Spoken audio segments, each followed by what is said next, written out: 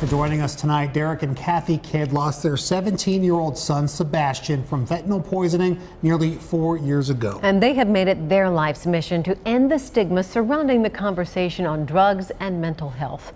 Only on KCCI, Ophelia Jacobson talked with the couple about a bill that they say is a step in the right direction. Ophelia? Well, Stacey and Ben, this bill would increase penalties for fentanyl-related deaths. It needs to pass out of its Senate subcommittee and full committee hearing by Friday. Now, the couple I spoke to says this bill is a step in the right direction. They fully support it, but they believe that it falls short of addressing the root of the issue.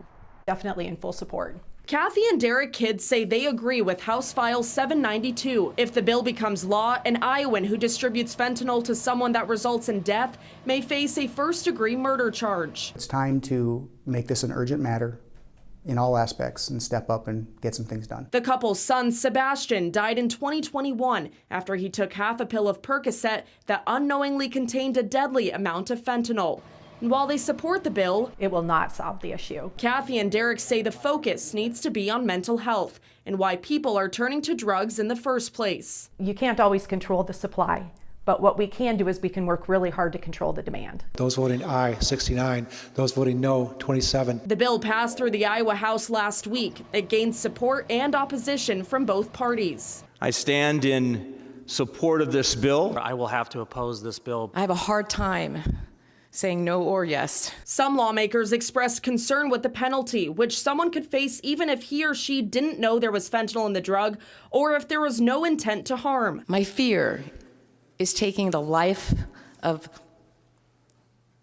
a young person who makes a very bad mistake. There's definitely a gray area there. Derek and Kathy say punishment, while necessary, should be on a case-by-case basis. Biggest concern for us is the broadness, the vagueness, and just on a kid level, there is a lot of kids distributing to other kids. Others say the punishment, possibly life in prison without parole, fits the crime. It's harsh, I agree, and I don't apologize for it. The kids hope the bill is just the first step of many towards change. It doesn't have a Democrat or Republican label on it. You know, it's a problem that we all have, and it's a problem that we need to come together and fix.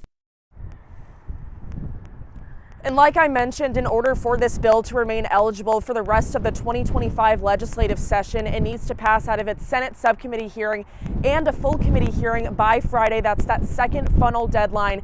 Right now, a subcommittee has been assigned to the bill, but there has been no date set for that hearing. Of course, we will continue to track this bill all the way through.